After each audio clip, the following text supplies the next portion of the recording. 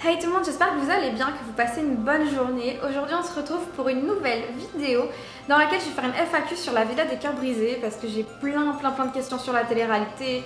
Du coup, plutôt que d'y répondre, vous savez sur Instagram que ça reste que 24 heures dans les stories, je vous ai fait une story dans laquelle je vous demandais de me poser des questions pour y répondre sur YouTube. Donc c'est parti. C'est vrai que j'ai eu beaucoup de questions. Donc là ça y est, pour ceux qui ne savent pas encore, je suis partie, donc je suis plus en diffusion.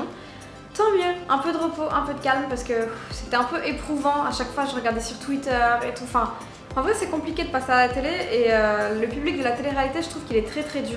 Du coup je prends des questions au hasard et j'y réponds. À refaire, est-ce que tu le refais? Je trouve que cette question elle est intéressante parce que c'est vrai qu'il y a des blogueurs qui me détestent parce qu'ils sont amis avec des candidates de télé. Il y a des gens qui me prennent en photo dans la rue, qui envoient des photos à mon insu, à des blogueurs en inventant des histoires. C'est vrai que c'est un peu compliqué quand on m'avait dit il faut les épaules pour faire de la télé-réalité, est-ce que t'es sûre de toi, etc. Je me disais oui ça va aller, j'avais déjà fait Beauty Match mais ça n'a rien à voir, je vous le dis. Que ce soit le public de télé-réalité, il est beaucoup plus compliqué. Et les candidats à l'intérieur, ça se passe pas pareil, c'est pas la même bienveillance, c'est pas le même programme en fait. Donc à la question à refaire, est-ce que tu le refais? Oui, je le referai parce que j'ai rien à me reprocher. Je suis vraiment restée quelqu'un de simple. Je pense que ça se voit, j'étais pas là pour le buzz, j'ai pas été prête à tout. Je me suis pas mis en couple avec n'importe qui. Au contraire, quand j'ai eu un prétendant, j'aurais pu exister à travers cette histoire, continuer à faire un autre date, etc. Mais j'ai préféré non, le faire partir parce que je le sentais pas. Donc clairement, je suis pas une meuf prête à tout pour le buzz et je pense que ça s'est vu donc je suis contente. Et je pense que comme j'ai rien à me reprocher, je suis restée respectueuse. Je pense que oui, je le referai. Mais j'espère que par contre, voilà, les dramas là, maintenant que je suis plus en diffusion, ça va un peu s'atténuer parce que c'était un peu dur à vivre. Est-ce que tu es en couple avec Dylan ou pas? Moi je pense que ça matcherait avec Dylan. Pourquoi est-ce que tu te mets pas en couple avec Dylan? Est-ce que vous allez vous revoir à l'extérieur avec Dylan? Alors faut savoir que oui, Dylan on s'est raté à Paris. Il m'a invité au resto honnêtement avant-hier soir et je venais de prendre le train pour arriver à Bordeaux donc on s'est raté. Mais bien sûr qu'on va se revoir. Et non, je ne suis pas en couple avec Dylan. Tu aimerais pas être en couple avec Dylan non plus. J'aimerais pas être en couple avec Dylan. En fait on a vraiment cette relation amicale. Je vais être vraiment sincère avec vous. Je ne l'ai pas dit sur Instagram, je l'ai dit nulle part. En fait Dylan et moi, ce qui s'est passé c'est que on a eu cette connexion parce qu'on a la même religion, donc on a la même façon d'analyser, de voir la vie, de se comporter. Et du coup, on a eu une connexion. Quand il l'a capté qu'on avait la même religion, qu'on croyait en les mêmes choses, en fait, il m'a dit ton dos c'est mon dos, à partir de maintenant personne ne te fera du mal. Et il m'a vraiment considérée comme sa petite sœur de l'aventure, il m'a pris sous son aile. Et je sais qu'on a le même âge, mais en fait vous vous rendez pas compte que lui il a plein d'expérience dans la télé-réalité. C'est un personnage plus redouté que moi, c'est-à-dire qu'en fait moi, quand il y a des gros candidats qui veulent exister dans le programme, qu'est-ce qu'ils font? Ils font des embrouilles, les uns avec les autres. Sauf que personnellement, j'irais pas m'embrouiller avec Sarah Frézou, elle me ferait trop peur. Donc du coup, ils s'en prennent aux gens plus faibles, comme ça ils sont sûrs de passer à la télé et en plus de ça d'avoir le dessus parce que nous on n'est pas connus, on est personne, qui va nous défendre? Donc Dylan il m'a vraiment pris sous son aile et dès que quelqu'un me cherchait, bah c'était tu veux t'embrouiller avec Fiona, tu vas t'embrouiller avec moi. Et puis comme je le dis, on a des valeurs super similaires avec Dylan, on a la même façon de voir la vie, de voir les choses, éducation, voilà, on se ressemble sur beaucoup de principes, de valeurs et tout ça. Même avec John, franchement, c'est pareil. Je trouve qu'on se rejoint un peu dans le mindset, dans la pensée. C'est ce qui a fait que j'étais super proche en tout cas de tous les deux et surtout de Dylan et que bien sûr j'ai envie de le revoir à l'extérieur et je l'adore et je l'aime trop et c'est une très belle personne qui a un très bon fond même si son personnage de télé-réalité laisse parfois penser le contraire. Moi je vous le dis dans son cœur, au fond de son cœur, Dylan c'est une très bonne personne. Après il faut savoir que sur 24 heures où on est filmé, il n'y a qu'une heure d'épisode, même pas. Donc en fait, ils choisissent vraiment le moment de vous qu'ils veulent montrer. Et c'est pas toujours le moment où il a son avantage, j'ai envie de dire. Après, il assume comment il est. Mais moi, je vous le dis, pour le connaître personnellement, c'est une très belle personne. La personne avec qui tu t'entendais le moins, bah du coup c'est pas un secret, c'est Inès, mais j'ai pas envie de dire pourquoi parce que j'ai pas envie de rentrer dans les polémiques s'il vous plaît, j'ai pas envie qu'elle vienne encore commenter avec ses copines mes vidéos et tout, ça va encore faire du drama pour rien, donc à quand l'octogone avec Inès? Non je rigole, non mais je veux pas de guerre avec Inès comme je l'ai dit, moi j'ai dit mon opinion, mais mon opinion n'est pas la vérité. Mon opinion c'est juste mon avis à moi et j'ai envie de l'imposer à personne. En plus de ça, je pense qu'elle a bon fond avec ses copines, c'était une très bonne personne. Donc clairement, l'octogone avec Inès, jamais, j'en ai pas envie et qu'elle fasse sa vie et qu'elle soit heureuse, voilà. Question suivante, comment as-tu vécu la vie en communauté, les disputes par rapport à la saison d'avant? Alors la saison d'avant, j'ai pas tout regardé pour vous dire la vérité, moi je travaillais, j'avais ma vie. Mais comment est-ce que j'ai vécu la vie en communauté? Alors au début c'est bizarre parce que du coup on n'est pas tout seul dans sa chambre. Moi déjà j'étais dans la chambre des garçons en plus de ça, donc j'étais dans la chambre de Dylan, John, Pierre, j'étais la seule fille, c'est un peu relou. Des fois c'est difficile parce qu'il y a vivre en communauté et faire une télé-réalité et c'est vraiment deux choses différentes. Quand on vit en communauté avec des gens, on a le droit de s'isoler dans sa chambre si on n'a pas envie de les voir. Là, bon, au-delà du fait qu'ils sont plusieurs dans la chambre, en fait on a un travail quand même, on est là pour faire des séquences et donc être filmé. Donc du coup on est obligé de se lever tôt le matin, de faire toutes les activités prévues par la production aussi. Donc c'est vraiment différent et c'est difficile des fois parce qu'on n'a pas forcément envie de faire les activités qu'ils nous proposent, on n'a pas forcément envie de parler du sujet dont il faut parler pour l'épisode, etc.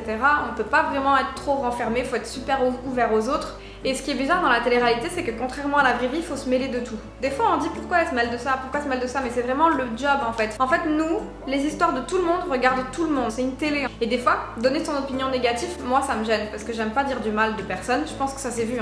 Quand il y avait des personnes qui faisaient des mauvais trucs, c'est jamais moi qu'on me montrait en train de dire ouais ce qu'il a fait c'est pas bien. J'avais énormément de mal. Je préférais dire oh ils sont trop beaux, Eva et Vivian. Alors est-ce que tu es en couple avec ton amour d'enfance, ton ami d'enfance? Est-ce que tu as retrouvé l'homme de qui tu parlais pendant l'épisode? Alors ça c'est la question qui est le plus revenue, vraiment. J'ai fait une petite story time sur Insta, n'hésitez pas à aller voir sous des posts. En fait j'ai vraiment fait le récap en détail de notre rencontre, de quand on avait 5 ans de notre relation, de comment c'était à l'adolescence, comment on s'est perdu de vue, comment on s'est retrouvés en tant qu'amis et comment on s'est mis en couple après. Mais du coup, pour vous faire un petit accéléré sur YouTube, oui, on est ensemble et ça se passe très très bien. Moi, ce qui se passait, c'est que je l'avais revu pour tourner son clip, un clip qu'il avait écrit pour une autre fille que moi, donc vraiment, il avait été en couple et il avait quitté sa copine. Après ça, il a fait une chanson sur elle et sur leur relation, la rupture. J'ai tourné dans le clip en jouant le rôle entre guillemets de son ex. Donc il était encore mal de cette relation-là. Mais je sentais qu'on avait une complicité. Mais comme moi je partais en tournage télé et que lui je voyais qu'il était encore pas bien de sa relation, bah clairement, voilà quoi. Je me disais on va être qu'amis. En plus de ça, il avait une image super négative de la télé-réalité. Pour lui, c'était un monde, tu vois, de cloche. Donc voilà, il disait ouais, en télé-réalité ça doit pas être...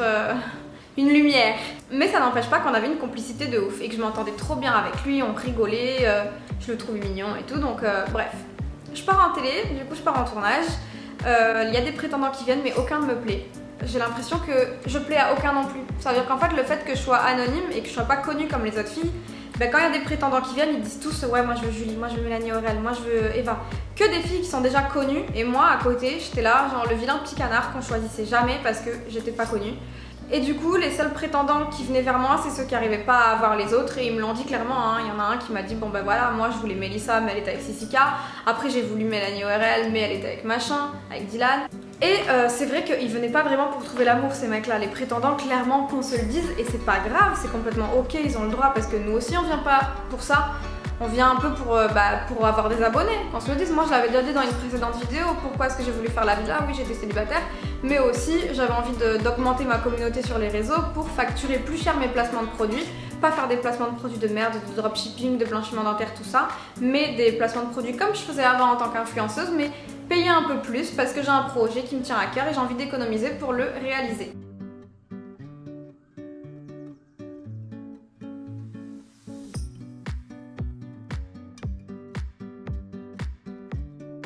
La personne qui t'a le plus déçu et la personne qui t'a le plus surpris. Alors la personne qui t'a le plus surpris, je vais d'abord répondre à ça, vous me connaissez, je préfère dire du positif que du négatif. Je dirais Thibaut, parce que Thibaut, je m'attendais pas à autant bien m'entendre avec lui maintenant dans la vie réelle, on habite dans la même ville. Et Thibaut, coup de cœur, je m'entends trop bien avec lui, alors que dans la villa, on parlait pas tant que ça. Donc voilà. Et la personne qui m'a le plus déçu, j'avais d'attente envers personne et je pense que c'est ça dans la vie, si vous voulez être heureux les amis, n'attendez pas trop des choses parce que sinon vous serez déçus. Les candidats que tu as le plus aimé, voilà, je peux en dire plusieurs. Du coup, il y a Dylan, John, Léana, Eva, Vivian, Thibaut, et voilà. Combien de temps es-tu resté dans la villa? Ah oui, parce qu'il faut savoir que je suis restée 1 mois en diffusion, mais je suis pas restée 1 mois dans la villa, je suis restée un petit peu moins de 2 semaines. Mais ils tournent plusieurs épisodes dans la même journée, c'est pour ça aussi que les journées sont très intenses et que le rythme il est dur. Que penses-tu sincèrement de Jazz et Laurent? Alors, Jazz et Laurent, pour les 2 jours où on les a vus seulement, je les ai trouvés très classe. Jazz très posée. J'ai beaucoup aimé en tout cas la personne qu'elle était sur le tournage. Un truc tout bête, hein. Elle a pas pu parler avec tout le monde, c'est normal. Elle était là pour parler avec Melissa qui allait se mettre avec Sissika, pour parler avec Dylan puisqu'elle est copine avec Fidji. Du coup, elle a pas eu le temps de parler avec tout le monde et elle s'en est excusée. Elle a dit voilà, je suis désolée de pas avoir pu parler avec tout le monde parce qu'effectivement tout le monde voulait un petit peu lui parler. Et du coup elle s'est excusée de ça et vraiment elle avait l'air hyper gentille donc vraiment moi je les ai beaucoup appréciés. Laurent pareil, Laurent ça se voit qu'il est un peu plus jeune mais il est hyper spontané. Il n'était pas dans le contrôle de son image du tout, je l'ai trouvé très spontané. Même tous les deux franchement, donc je les ai beaucoup aimés. Que s'est-il passé entre toi et Julie? PS tu es magnifique, merci. Franchement il s'est rien passé entre moi et Julie. Ça allait trop vite pour rien en fait. Julie c'est pas quelqu'un avec qui je m'entendais de ouf à l'intérieur de la villa mais c'est pas quelqu'un avec qui j'étais en guerre non plus, je pense que nos rapports ils étaient normaux. Elle a réagi à mon interview à moi dans lequel en fait sur VD Buzz je dis que effectivement pour moi Inès c'est pas la même face cam et hors cam mais j'ai mes raisons de le dire, encore une fois j'impose pas mon avis à personne et elle a commenté Inès en rigolant et en se foutant de ma gueule. Du coup moi j'ai screené, j'ai mis dans ma story, j'ai dit c'est bon lâchez-moi la grappe maintenant je peux dire mon avis s'il vous plaît sans que vous soyez là. En plus de ça j'avais dit quelque chose de gentil sur Inès après parce que j'avais pas voulu faire d'histoire. Moi je suis désolée mes copines elles vont pas commenter les interviews de Inès et Mélanie donc arrêtez, faites pareil, arrêtez de... Donc j'ai screené, j'ai mis dans ma story et je me suis emportée, j'ai dit là c'est bon c'est trop. En plus elle avait fait une story la veille Julie en disant ouais c'est normal que les gens qui servent à rien dans un programme ils aillent toujours faire des interviews MDR pour la lumière, après ils cherchent que le buzz etc. Et c'était le jour où j'avais fait mon interview chez Samzira donc je m'étais sentie visée. Que penses-tu des personnes qui disent qu'on ne te voit pas assez pendant le tournage? Voilà, malgré ce que certaines personnes et certaines candidates peuvent dire, je ne suis pas prête à tout pour faire le buzz, je n'ai pas envie et soif de lumière, j'ai même pas envie de faire d'autres télé-réalités parce que vous me demandez est-ce que tu as envie d'en faire d'autres? Non. J'ai aimé mon expérience mais j'ai pas envie de recommencer. Mais effectivement ne me voyez pas trop partout parce que tout simplement j'étais pas prête à tout pour exister dans le programme. Je suis pas prête à me mettre en couple avec n'importe qui, à embrasser Pierre-Paul ou Jacques. Je suis pas prête à faire des embrouilles avec tout le monde juste pour avoir des séquences et exister dans le programme. Personnellement moi je calculais pas les caméras comme eux, je pensais pas à dire ouais si je parle avec Fiona elle va exister dans le programme, ça va lui faire de la pub donc je vais pas lui parler. Enfin voilà, moi je suis anti cette mentalité là, j'ai trouvé que c'était une mentalité de merde et je vais vous le dire, il y a beaucoup de candidats qui ont cette mentalité de se dire que s'ils vont te parler dans le programme du coup tu vas exister et il y a un risque que tu brilles plus que eux dans le programme donc ils font tout pour t'évincer, te mettre à l'écart des caméras et du coup tu te casses. Tous les cœurs brisés étaient sincères selon toi? Je pense que oui dans le sens où tout le monde sur cette terre s'est déjà fait briser le cœur. On a bien tous eu une expérience qui nous a brisé à l'intérieur de nous donc je dirais oui. Est-ce que la prod vous pousse à agir de telle manière pour créer des embrouilles scénarisées? Non, ils n'ont pas besoin de faire ça. Je vais vous dire quelque chose, tout à l'heure je parlais de guerre de caméra. Eh bien pour moi, il y a des candidats qui font exprès de s'embrouiller les uns avec les autres pour passer à la télé parce qu'ils savent qu'une embrouille ça va être filmé et diffusé. Donc effectivement la production n'a même pas besoin de dire aux candidats ça serait bien qu'il y ait un peu des embrouilles. Non, vous en faites pas. Les candidats de eux-mêmes ils font des faux couples, enfin des faux couples, des couples tout court, je vais pas dire faux, je vais pas juger. Mais ils savent très bien que s'ils se mettent en couple, ils vont exister dans le programme, on va voir que eux, ils savent très bien que s'ils font des disputes, des ruptures, des trahisons, pareil. Donc pour moi des fois ils se scénarisent eux-mêmes, certains candidats, pas tous bien sûr, pour exister plus que les autres dans le programme et être un petit peu les stars du programme. Quelles émissions télé voudrais-tu faire et ne pas faire? J'aimerais bien ne plus en faire, en tout cas pas du dating. Si jamais on me repropose une émission comme Beauty Match dans la mode, je dirais oui avec plaisir. Quelque chose dans l'aventure, genre Pékin Express aussi, je kifferais de ouf faire Pékin Express. À quel moment faites-vous les ITV qui sont dans les épisodes? Les ITV c'est quand on est sur fond vert et qu'on commente ce qui se passe dans la journée, on les fait le soir, après toute la journée de tournage, après avoir fait les faux couchés. Quand je dis faux couchés, c'est-à-dire qu'on est encore maquillé et des fois vous dites pourquoi vous allez vous coucher maquillé. Alors on va pas vraiment dormir, en fait on fait le faux coucher, c'est-à-dire qu'on est filmé en train de se dire bonne nuit, comme ça voilà c'est bon, coupé, et là on se relève, on va faire les ITV sur le fond vert où on raconte ce qu'on a fait dans la journée. À ce moment-là, on a une caméra en face de nous, un micro au-dessus et on a un journaliste juste à côté de la caméra qui nous pose des questions. Il nous dit par exemple « Fiona, ce matin, comment tu t'es sentie quand tu t'es levée ?» Du coup, je dois reprendre la question et je dis « Ce matin, quand je me suis levée, j'étais super stressée parce que je savais que nanana. » Voilà.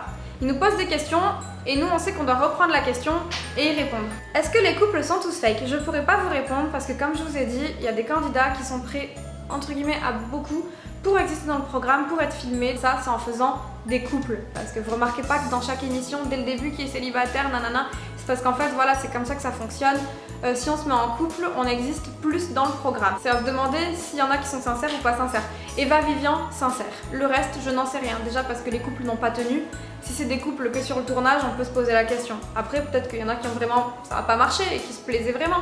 Mais pour moi, les seuls qui étaient vraiment vraiment sincères, c'est Eva et Vivian. Tu vas nous montrer ton mec. Oui, il apparaît déjà sur ma vidéo de Noël parce qu'on est ensemble depuis pas longtemps. Mais du coup, on le voit apparaître en train de décorer le sapin avec moi. As-tu réglé ta problématique? Qu'est-ce que ça a changé dans ton quotidien?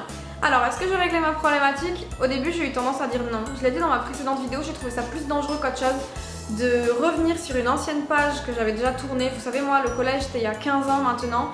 Donc clairement, j'avais tourné la page depuis longtemps, j'y pensais plus. Je vivais en ayant oublié tout ça dû à un choc post-traumatique.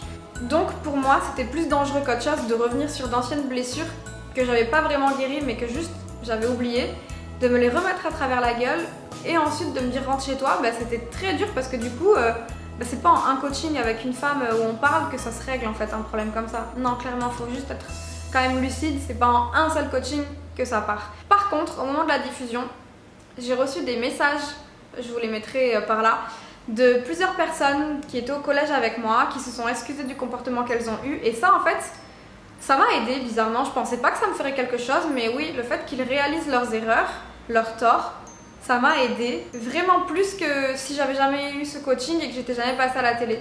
Trouves-tu pas que ça pourrait matcher avec Dylan? Bon, j'ai encore plein de questions sur Dylan. Comme je l'ai dit, Dylan et moi, on partage vraiment les mêmes valeurs, etc. Donc ça peut matcher en tout cas dans une relation amicale, parce que du coup, je pense qu'on se plaît pas pour plus. Mais en tout cas, on était vraiment fusionnels en amitié. Vous savez, il n'y a pas que des coups de foudre d'amour, il y a aussi des coups de foudre d'amitié. Et nous, c'est ce qu'on a ressenti. Donc voilà. Elle est comment Lucie en vrai et est-ce que ses coachings sont réels? Alors rencontrer Lucie c'était vraiment un goal, je pense que tout le monde aimerait bien la rencontrer une fois pour lui parler de sa vie et franchement c'est quelqu'un qui a une imagination de ouf, enfin je veux dire pour les coachings c'est incroyable ce qu'elle fait parce qu'elle arrive à faire des métaphores pour que vraiment on se mette dans des situations qui nous font évoluer et comprendre des choses et elle est vraiment trop forte et bienveillante. Ça veut dire que quand moi j'ai annoncé devant tout le monde au bilan que je partais pour un garçon, elle est venue me voir et elle m'a dit alors raconte-moi c'est qui ce garçon, comment ça s'est passé.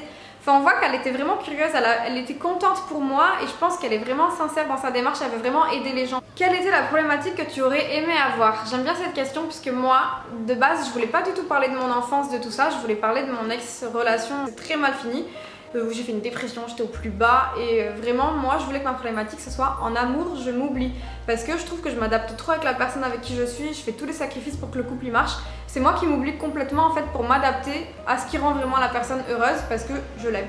Voilà, j'ai répondu à peu près à toutes vos questions, si vous en avez d'autres n'hésitez pas à les poser en commentaire, j'y répondrai et ça m'a fait très plaisir de vous tourner cette vidéo et je vous fais plein de bisous et à la semaine prochaine pour une nouvelle vidéo.